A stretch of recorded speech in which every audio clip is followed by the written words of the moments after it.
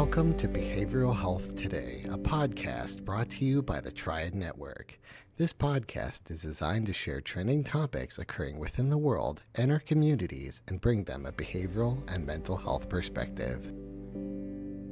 Welcome to Behavioral Health Today. I'm your host, Peter Finger, and today I'm joined by Iuri Melo. Iuri is a licensed therapist with over 20 years of experience supporting individuals and families through stress, anxiety, and relationship challenges. He's the best-selling author of Know Thyself and Mind Over Gray Matter, and a passionate advocate for mental health, fitness, and personal development. Iuri is also the co-founder of SchoolPulse, a pioneering text-based SEL platform that empowers students through proactive support, positive psychology, and meaningful connection.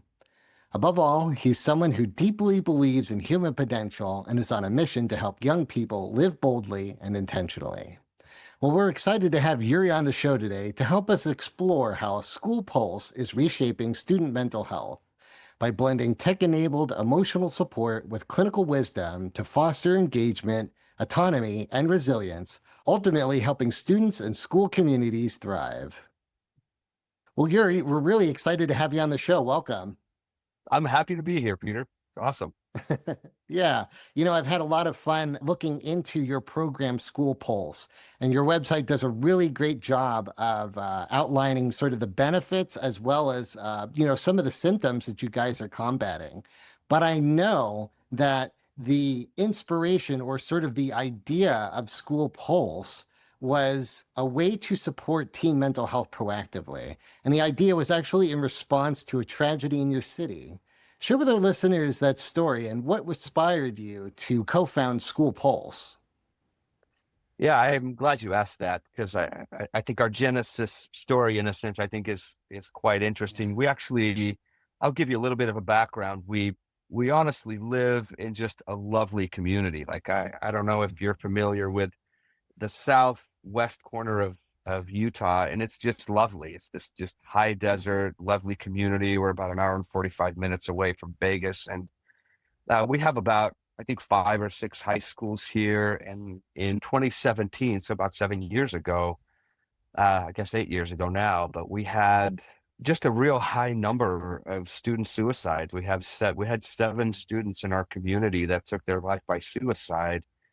And a good friend of mine who is a local principal here, in fact, he was the principal where my 2 oldest girls were going to school at that time. They lost 2 students to suicide. But that poor principal, he was reeling. Just the amount of pressure that he was getting, obviously, from the community, from parents, from the district. And I remember having conversations with him where he said to me, honestly, Iuri, I feel like the only thing I have available to me is reactive. I just have literally almost wait for crisis to happen. And then I try to respond and I try to react. And so him and I honestly began to kind of have these conversations. By then I had written a couple of books. I did some presentations at schools, and him and I began to have these meetings about what could we do, right? To be a little bit more proactive, right? Instead of reactive. What could we do? We talked about creating resources or websites or apps. But ultimately, he was a busy man, and I was busy at that time kind of building my own private practice or just working my private practice. And at that point, I met with the other co-founder of SchoolPulse, Trent Staley, who's a fabulous software engineer, a true genius, who suggested he really liked this idea. He really enjoyed the idea of building tech and building it for good. And he suggested, hey, why don't we do this? Why don't create an extraordinary resource? Why don't we proactively reach out to students via text? And that was really the beginning. And at that point, we kind of created these little messages. At that point, it was all like these little canned messages. And we signed up that school and we would text these students 1 time a week.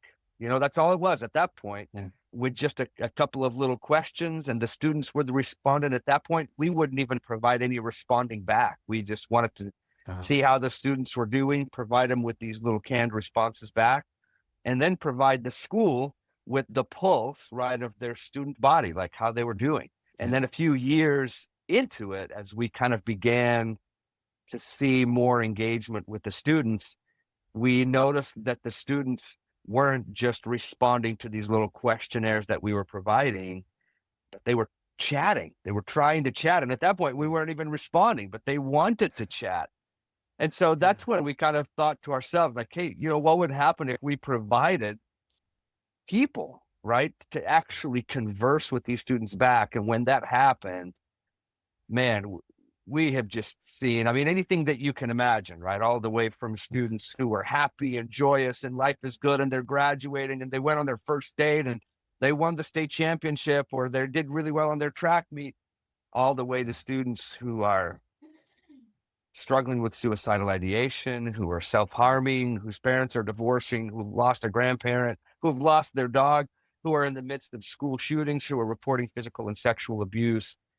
And so our platform that I say is really a positive psychology service, but we are also deeply involved in the lives of these students who come to us in just the most extraordinary and beautiful ways, I tell you. And we're just honored to be a part of intervening and providing enthusiastic support and incredible resources. And so it's honestly been a joy. It's come from that backdrop of some real tragedy, but I was really fortunate to be surrounded with just awesome people that helped us to kind of just bring this idea to grow. And of course, we've now expanded, right? I mean, we love to talk to principals, we love to talk to administrators and counselors, and we basically just listen. Like, what do you need, right? What's your need? What do you feel overwhelmed about? And then we literally just deliver, right, solutions that they can plug and play and that can make real impact in the lives of their students and, of course, in the overall culture of the school. But yeah. And I can imagine that you guys are making a real impact, even just from, your origin and those beginning steps. There was such a need for folks to find a supportive person to talk to and just to reach out. I think it's incredible that you guys were able to recognize that and build a stronger program around it, finding a way to kind of support folks and even just applaud the successes in their lives. It's difficult to be a young person. It is. I think a resource like yours can really help ground some folks into some really good skills. But what you're also doing is equipping them with positive psychology, which can really help them through some tough challenges. Absolutely. And that really is our goal. And I wanted to just make a quick mention, just as you're talking to me, I'm kind of like thinking about it in my mind, right? Is that really is one of the really unique things about our service, right? Is that we're not technically a crisis line, right? That almost, if you can imagine kind of a fire extinguisher on the wall, right? That just kind of sits there and when an emergency breaks, right, we break the glass and then we utilize it. Right. Our goal is to proactively engage students, right? We engage with them twice a week. We deliver our incredible student success activities, right, which are all based on positive psychology, growth mindset, and of course, cognitive strategies that have been proven, right, that are evidence-based. And then we do these little questions and we just try to engage them with content that's not cringy, that's fun, that's relevant to them. And then we provide this support. And the cool part about that too, I mean, just speaking statistically for a second, is that 80+% of our engagement with students, even though we're available to students from 8 a.m. to midnight, 7 days a week through the summer, et cetera, 80% of our engagement happens as a result of our proactive tapping them on the shoulder. Like, hey, check this out. What do you think about this? Hey, what do you think about this? Check out this quote. And they respond, and that then begins this process, right? Where we're not just this kind of foreign service that they have no idea what they're going to run into, but we're actually this familiar tool, right? That for some students has been tapping them on the shoulder in a positive and enthusiastic way for years. Like, it's remarkable, Pete. Yeah. And again, just to echo what you're saying, I think it's so refreshing to really see a solution that is proactive at the front.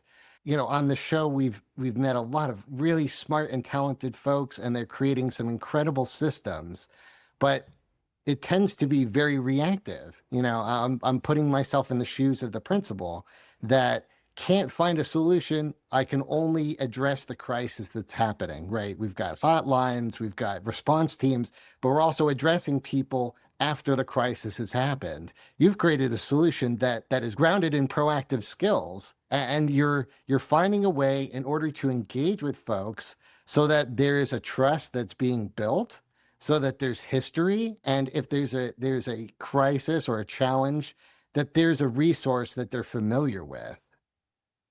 Absolutely. And not just are we this kind of upstream solution, right? That's a term that schools will Right. often use, right? It's kind of this upstream approach, right? True prevention, right? But then in addition to that, right, we can also be there during those moments of challenge, right? And then we're also downstream, right? Because our service continues, right? It stays Mhm. connected to that individual. And that's usually what we see, right? Is students will come, they will engage with us really when they want. We don't expect students to engage with us on a weekly basis.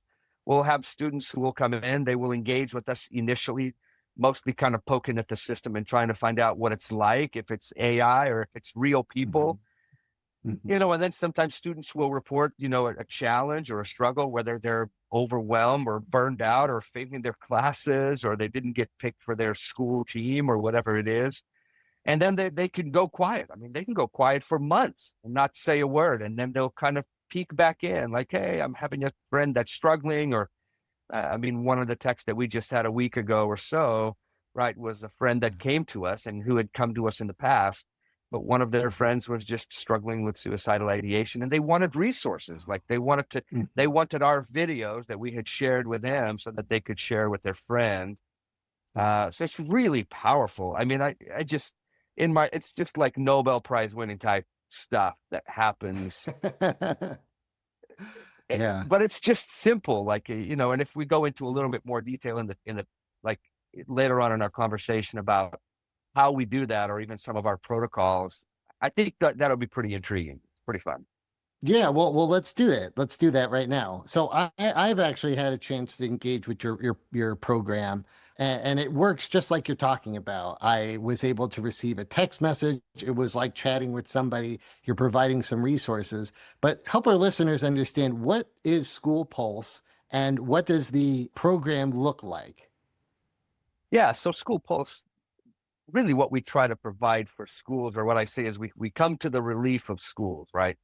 Schools, districts, states, right, have to provide this suicide prevention material to students, right? They have to have some initiatives at the school that prevent student suicide. They have to have other initiatives that are meant to enhance or promote student wellness or student success or social and emotional learning. Whatever language they're using, schools have to have alternative ways of dealing with the disciplinary issues, right? All the way from fighting to kids who are making, discriminatory statements and during games or in the hallways, or maybe they're cheating or using Right. AI inappropriately.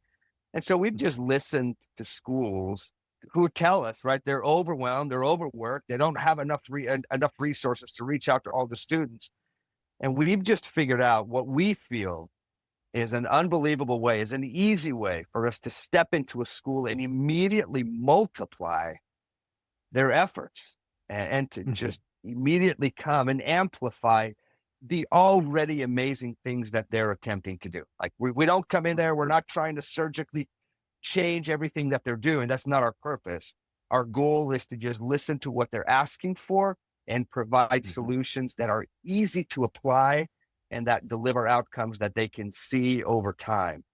And so Right. that's what we do. And we do that in a variety of ways. We kind of have this tiered system, and we use a tiered system because Mhm. schools use tiered systems, right? They have Okay. schools utilize kind of a tier one, right? Which is tier one means for the whole school, right? They have to provide a resource for everyone, right? And then tier two is kind of for small groups, maybe for students who may be struggling a little bit, and they provide these Okay. tier two type services to assist them. And then tier three is kind of individual support. And what we try to provide schools is to be a complete solution, right? A three-tiered solution. Schools utilize the language of like a MTSS, which is a multi-tier system of supports. And our goal is to just provide a solution at every level. And so we provide Yes. our tier one solution is we have this email campaign, which once again requires almost zero effort. So it's sustainable. It doesn't provide any labor on the school's part, but we provide an email campaign that goes out weekly to every student, to every parent. We believe in parent development and education as well. And we want to be totally transparent in everything we send them. And so we send that out, that goes out to all the school. And we also have some really fabulous school-based resources that allow us to kind of utilize our videos so that schools can proactively engage students with that, with the content. Of course, our tier two, and that we usually include those as part of our restorative practice, right? So this is a student that comes in to see the principal and, you know, they went to watch a football game and they were being bad sports, or they used inappropriate language, or somebody said, hey, these kids are being bullies, or maybe they got caught smoking weed in the bathroom, whatever it is. Oh. And the school has to provide, right, some sort of disciplinary action to deal with this. Mhm. But as schools have now realized, well, they've realized it for a long time, right? That discipline is good, obviously, and it can help to correct behavior and to prevent future behavior. But ultimately, they are interested in providing alternative methods, more corrective and educational methods that not only help to correct the behavior, but that help to educate on the actual behavior we want them to do, right? Yeah. Mhm, And in mhm. addition to that, part of these interactions that we create, or part of these resources that we create for them, are meant to minimize the time that that student is spending outside of class so that they can get Yes. back into class to really be, which is what they're there to do, right? And then, of Yeah. course, our tier three, our individual resource, is really what you've been playing around with, Peter, which is our ability Yes. to individually provide schools the moment a student opts into the service, or the schools can actually opt students in as well.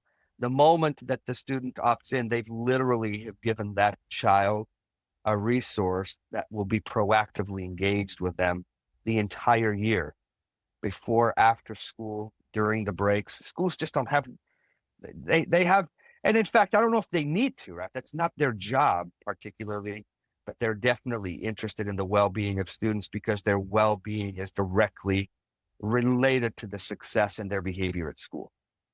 Mhm. Yes. Yeah. Yeah, yeah, and you guys have done such a neat job of the delivery too. You know, it's not like you're asking somebody to log into a program during school hours. It's delivered to their phones, which, you know, Yeah. we know teenagers are engaging in those anyway. Why not give them a resource that can actually give them some positive psychology you've used, or a reflection question? I know when I first engaged, the first thing that I got was a reflection question about how I was feeling. And I thought that that was a very nice moment of my day that I could just sort of sit back and I could engage. And it was smart enough to provide a little bit more context, to provide a video. It asked even further questions to sort of probe into a little bit more, but it wasn't evasive. And I thought that the language itself was very focused for that generation, using non-gendered terms, which I think, you know, resonates very well for that age group.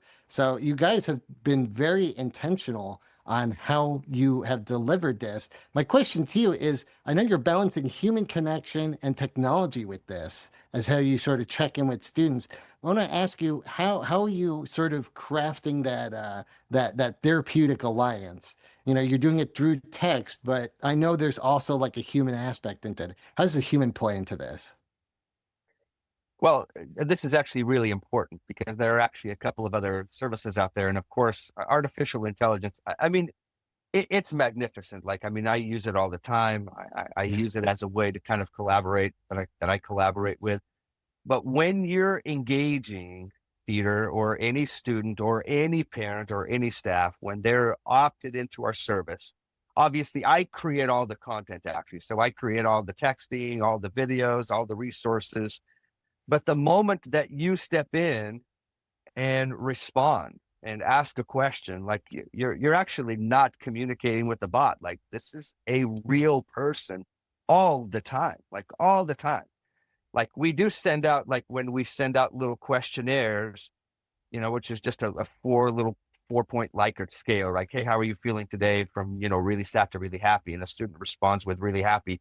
We have a little response that comes, but then you're immediately going to be greeted by a live person. So it's not AI. Like, there's no shadows in the system here. Like, these are actual people, most of them kind of college and just beyond age. We have licensed professionals like me and trained paraprofessionals that have been doing this for a long time and who've been actively involved in not just amplifying kids' lives, but in actual interventions as well, where they've been actively involved in during some really challenging times.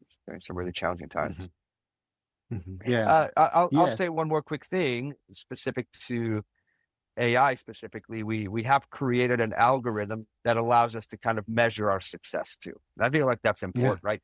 Schools have Yes. to see the benefit, right? It all has to be evidence-based. There has to be data. And so what we can do is we have this little algorithm that takes every text that the students send us, and that algorithm provides a sentiment score, right? So it basically takes what you just said, Peter, right? And then it just provides a little sentiment score on a scale from -9 to +9. And what that allows us to do is it allows us to measure how student sentiment is impacted when they engage with our team.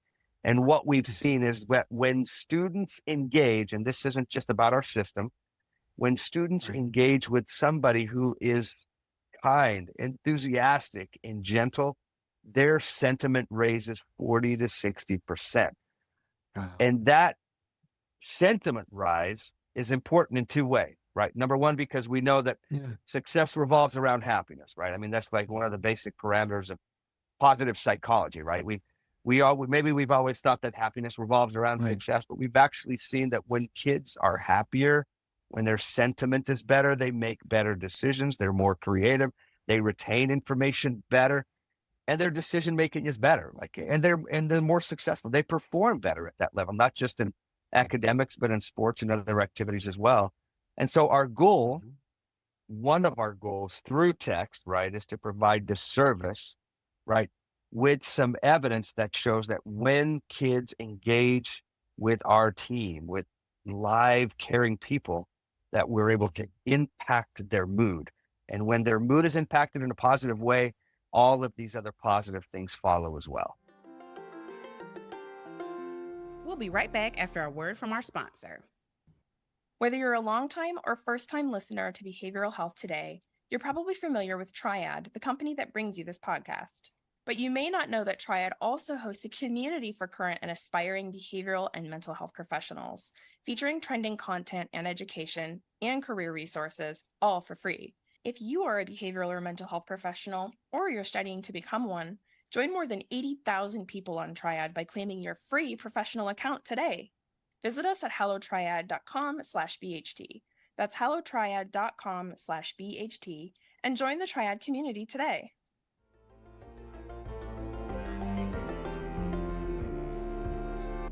It's so encouraging to know that there's this much intention behind it. As humans, our basic needs are really to be felt and to be seen. And you've created a process in this whole thing to where, you are getting real engagement from folks and you're giving them engagement back. It's no wonder that you guys are seeing sentiment score improvement. And it's also, I think, an extension, a very interesting and modern example of how schools can be a very safe place for students who might not be getting the same kind of care. But this is really an extension of that foundation that we can give somebody a significant relationship, another good other for them to sort of, build their life into. And you guys are sort of extending that with this program. I see so much intentionality behind it. Yeah. That's really a good way of putting that, Peter. The idea that we almost act as an extension, right? And that's what I always want to tell schools, right? Is we're definitely not coming in to compete with anybody, especially parents. We love parents. I'm a parent of 5, right? I got 3 teens in a sense right now, but they're in 2 older ones. But we love parents. We respect their ability to parent and to raise their children. I think all parents. And this is one of the things that I tell administrators all the time, because I think in a sense, schools have become these highly politicized environments, right? And we don't want to do anything, right, that would jeopardize that. And so what I tell administrators all the time is, we want to provide you with rich, powerful, and inspiring content that you would feel proud to share with any parent. And I think if you look through our videos, you will find that that's exactly true. We have done parent meetings throughout the country. We've met with school boards. We've met with state boards to address this very thing. And that's what we have found, is that parents have been incredibly just gracious and grateful and excited to opt their own children in to this program, and for them to participate as well. And so we've done a really hard job. We've tried really hard to provide something that is relevant and that speaks to teens, and yet that is incredibly mindful about parents and their right. And we absolutely respect that as well. It's really important for us. Yeah. Yeah. And it sounds like you guys are also giving a lot of respect to the students and the teenagers themselves. You know, I know Sure. that there's intentionality between the autonomy and engagement of this program, and that you guys are sort of offering this as an invitation to interact. So I want to ask you, you know, as you sort of have that in mind, what are some of the ways that you guys are actually encouraging students to engage, and how might you be giving them sort of the autonomy to make a choice to engage? What does that look like? It just depends. Every school does it a little bit differently.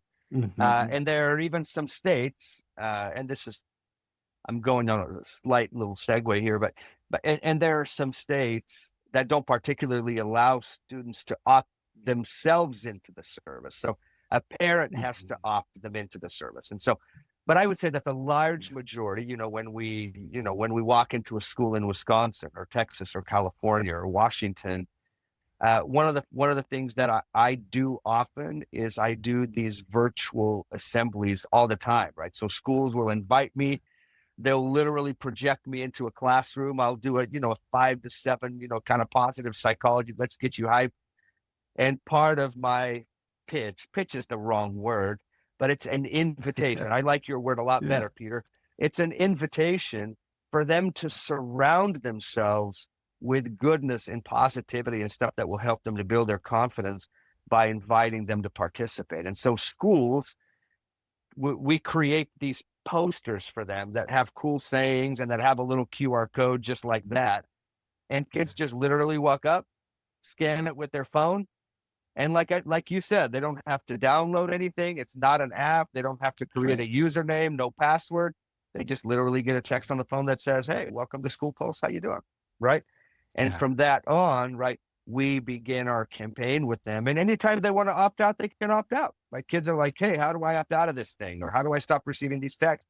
And we just say, "Hey, just send stop and you're done," And what we have found, and this part's really interesting. This part's really interesting too, because you may wonder about, well, what's the percentage of students that opts out, right? We got to remember, we're Right. texting kids twice a week for a year, plus more years if they stay on. Right. We have less than 3% that opt out of our service. Think about that number. Incredible. It's crazy, right? Yeah, that's Even great. though kids will ask us, I think because they want to know that there's autonomy, right? They want to know, like, okay, so I can exit this thing if I don't like it. And our That's answer is right. always, of course, like you can exit it if you want.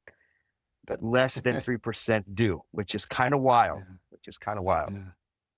No, I mean, again, it's so comforting to know that what you guys have built has so much success, and the fact that you've made it so easy to engage, and I guess you've made it easy to disengage, but you've made it so easy to engage that there is so little hesitancy for folks to not want to engage. In my experience, you're providing reflection question. I just thought that was so brilliant. It was just a little moment of my day, and I was able to just reflect a little bit on what was going on, and it was just a little moment that wasn't too interruptive, but it just shifted me just a little bit in order to get on with the rest of my day. So I know you guys have developed protocol around texting and intervention. You're very intentional about this. And I know when we first met, you used the word GTMAS. So help me understand what that is and how are you guys using functions like that as a clinical tool for engagement? Yeah. So we have this, the team that engages with the students, right? We call them the PIT crew, which is positive interaction team.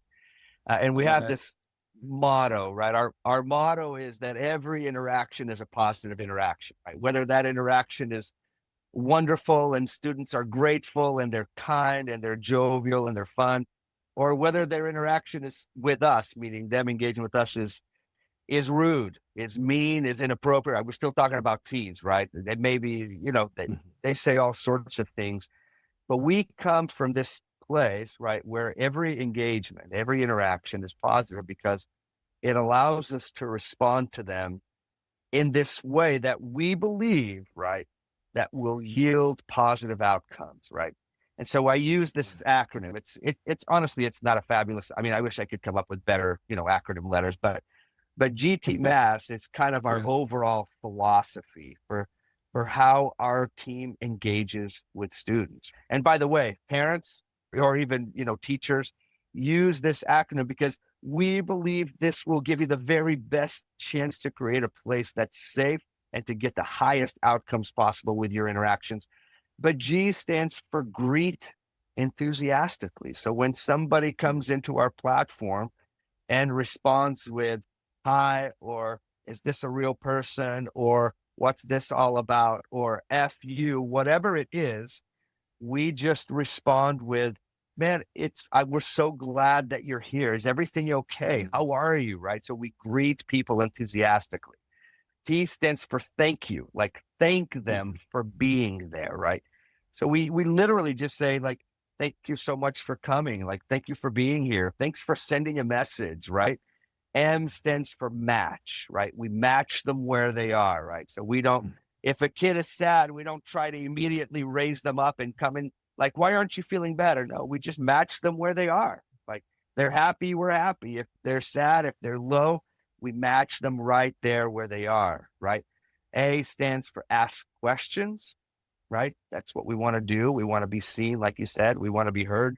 We have a desperate need of feeling understood, which is our next one. So MAS is seek to understand. And then the last one, the very last one, is we suggest. And when we do that, we actually ask for permission to suggest as well. And so I'm telling you this, and even as a parent, right? I mean, I've parented 5 kids, am still parenting 5 kids, but that's kind of a good way. If you think about it, the GTMAS is all about building the relationship and making sure that that's a place where your kids will want to go. And then the very last one is, hey, I've got an idea for you, or I've got a suggestion, or I've got this resource, or I've got this cool video. I'd love for you to watch it, right? And so I think that that's a good guide, not just this is kind of what we train to do on our texting platform, but also as a parent, as a teacher, as an administrator who's attempting to connect with their students, to do the work before we jump to the solution or to the advice giving or to the suggestion giving. So anyways, we love that acronym. That's kind of the overall philosophy of our engagement. Yeah, I love it. I love it. So often I kind of walk into conversations and I so badly want to help. But your Yeah. your acronym is such a good one. It's such a great guide because I can kind of go in there and I can go in immediately knowing that I don't have to fix anything. I just have to come alongside you. And oftentimes that is the best way for me to engage with other people and have the relationships in my life and not have a rupture. Because so frequently I'll go in and I so badly want to help, but it actually makes things worse because they're not looking for that. And your guideline is actually a perfect example of being able to, meet somebody, meet them where they're at, and then just sort of poke around and see like what's going on. I know in your experience as a licensed clinical social worker, I want to ask you, what have you observed in sort of the efficacy of maybe text-based support opposed to or compared to traditional therapy? I want to say that it's a little bit of apples and oranges, a little bit, Sure. a little bit. Obviously, and we certainly don't. We don't say that we are providing therapy to students over text. We definitely call ourselves kind of that positive psychology service. Our goal is to enhance, right? It's to provide resources and not to provide kind of this therapy, right? And so, Sure. in therapy, right, any person that I would meet with, we would create objectives, we would create goals, and then we would, get down to the nitty gritty and let's figure out how to get you to those goals, get you to those objectives.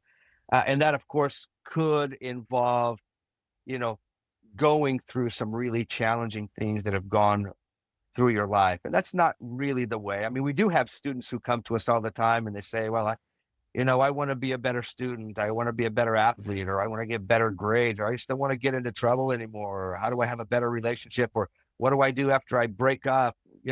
And so we have lots of students who ask questions, and we have these fabulous resources that we can literally just drop right on a text to these students. But I think that that's kind of the difference is when you talk therapy, we're really talking about providing clinical advice, right?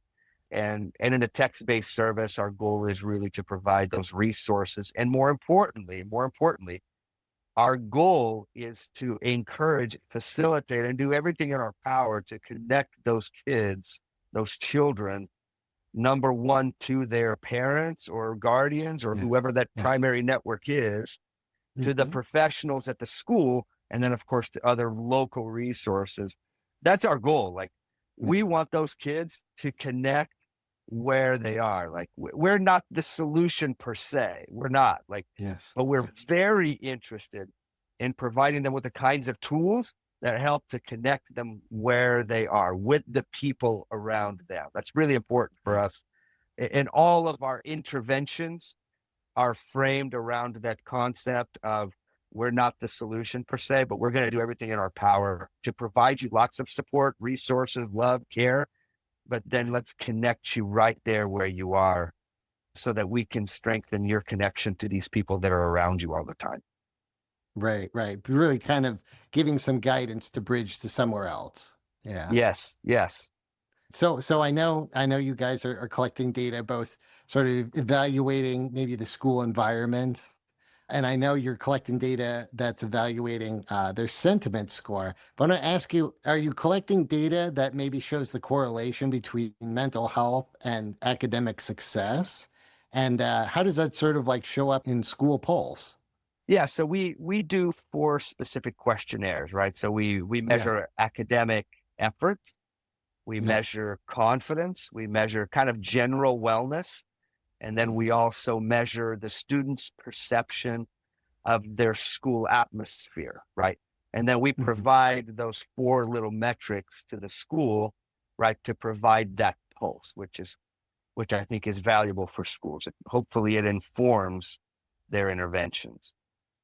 So the 4 questionnaires, we actually ask the students those questions every other Friday. We have one of these questionnaires every other Friday where we try to get that information and we provide it to the school generally as general data. The sentiment score is more of an algorithm that we've created that takes the actual text that the students are writing, my life is miserable, my parents just divorced, right? And if a student wrote that, even right there on that text, there would be a little thing right at the bottom that says sentiment score -9, right? And then as students engage in that text chat, we can actually measure how that sentiment moves as they're communicating about their problem.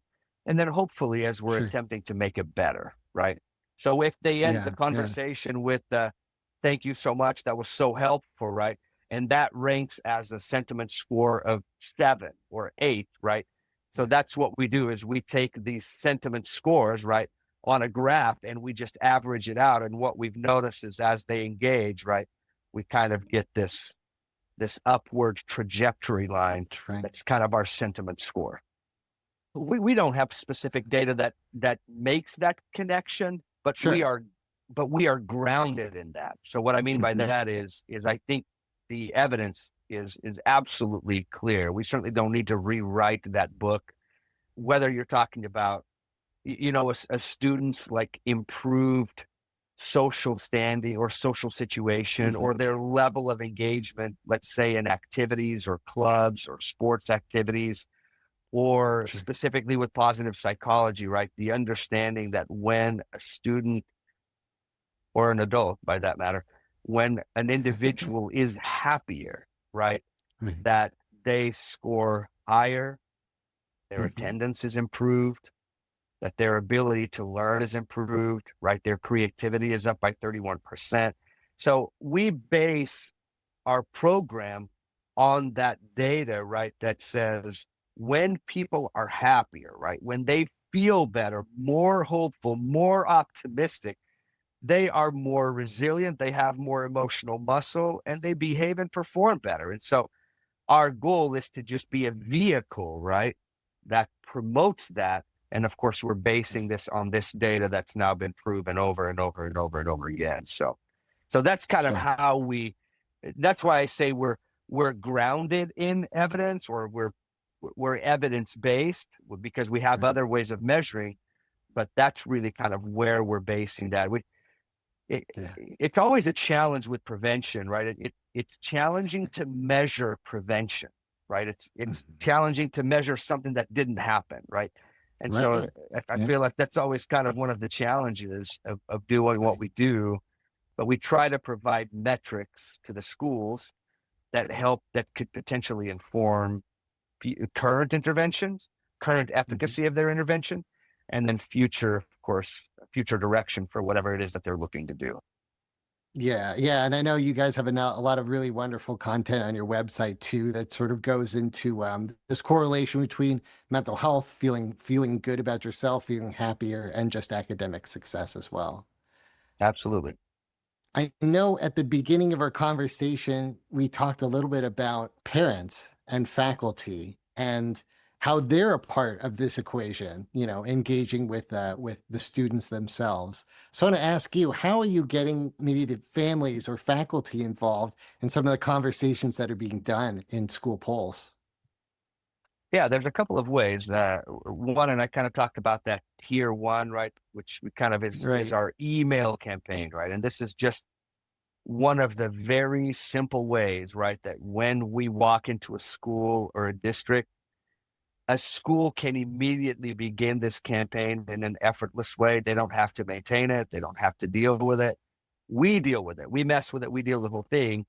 But they literally just opt the parents in to our email service that goes out only once a week, right? We realize that there are lots of emails. We don't want to burden or spam anybody. But each week we deliver what we call is our student success videos, right? And these videos span everything from being respectful, on using AI appropriately, to becoming a better student, to dealing with burnout, setting goals, being happier, making friendships. Like, these are the factors that we know will impact kids having a successful experience in school. That's what we want to have. But the reason why we go to parents is twofold. Number one is because we truly want to be transparent in all of our content. Like, there's no weirdness, no secrecy. But number two, because we want to give parents an actual tool that they could Yes. utilize with their own kids. Like, here's a short video, right? Not long. It's 7 to 8 minutes, 7 to 10 minutes at times, right? That's, I think, presented in a way that's fun, that's engaging, that's interactive, that you can show your kid. Maybe your student is struggling with, maybe they want to be a little bit more confident around their friends. Maybe they want to be a better athlete. Maybe they want to become a better student. Maybe they want to learn like better testing skills. Well, we've created videos for all of those things. And we literally just deliver them to parents with the hope that they can then, if they want to, right, if they approve, they can share it with their own student. But that's one of the very simple ways that we utilize this way to engage, involve, and provide some content to parents that they can utilize themselves. And usually schools will include all their staff in that same email too, because they want our approach, right, to be something that they're kind of adopting into the school instead of just kind of being this little thing that we're just using over here in this corner with these students. We just have Right. provided a really easy way to be kind of a big solution to school, to parents, to students, and of course to Right. staff as well. And in addition to that, we invite parents to opt into our texting service as well. Like, so we have, Yes. we haven't just intervened with students who are actively suicidal or struggling. We're talking about parents themselves who have gone through divorce, who have themselves been admitted to mental health hospitals, who are themselves dealing with their own depression or substance abuse or whatever it is. And our team just provides that same live support, not just to the students, but to the parents themselves. Right. Yeah. Yeah. I mean, I think of what a wonderful tool that must be in order to equip the family with really good data, but also it must spawn some really great questions that can bring the family together in right ways. You know, I kind of think of my own experience in high school, and I can think of how different that might have gone if my family knew a little bit more of what I was going through, but I was too afraid to share. But a program like yours just might be that bridge for them to create a really smart intervention that might have, you know, changed something in my life and just given me a little bit more social confidence in order to navigate, or just an understanding, you know, from my family itself. So I can imagine that being a really wonderful tool for families to engage with and for students to feel supported in times when they need. Yeah, I think we'd really tried to make it easy, right? I think that that's one of the reasons why we've gone through text, right? Is we just want to eliminate as many barriers as possible, right? I mean, we talk to students Yes. all the time, and one of our questions, you know, when students talk to us about, you know, they're struggling or they're dealing with a friend issue or there's drama happening or they're really anxious or they just had a panic attack or, you know, and one of our questions is always number one, do your parents know? Have you ever spoken to them about Mm. this? Or Yeah. are you familiar with the counselor at your school? You know, do you know Miss So and so over there? She's fabulous. Like, and we know because students tell us all the time is it's really the walk from a classroom or a hallway into the counselor's office is a very long walk. Like, and kids don't want to do it. And our service just Yeah. provides, like you said, this really simple and easy bridge, right? We tap them on the Right. shoulder. Hey, how are you? Man, I'm like really sad. Oh my gosh, so happy you responded. How you doing? How are things? Thank you so much for telling us that. What's going on, right? Oh, I just did this and blah, blah, blah, blah, blah. Are your parents aware, right? Have you had a chance to talk to your counselor? No, I would never do that. I don't want them to blah, blah, blah, blah, blah, blah, blah, blah, right? And so we really just become this easy place, this easy bridge. They can easily and privately, right, communicate with our team, and then we can provide some support and obviously do Right. everything in our power to encourage those students to connect with their loved ones there. Yeah. Yeah. So good. So good. Well, I know we are coming towards the end of our time, but I do want to ask you, for educators, clinicians, or school leaders that are interested in implementing this program, where can they start and what advice might you offer them to make maybe a big impact as they implement them into their own school? Man, I love that. I mean, you can reach us at SchoolPulse.org. That's our website. You can reach out to me personally at Iuri, and I'll spell out my name. It's Iuri. It's kind of a strange name. It's Iuri at SchoolPulse.org. That's the easiest way. But a great way, I think, for you as an administrator, and this is going to maybe sound a little cliche, right? But honestly, it just starts with you, right? We got to start somewhere, right? We start where we are, use what you have, do what you can. And even if you don't end up, you know, utilizing our wonderful suite of just services that we have created for schools like you, but it just starts with you.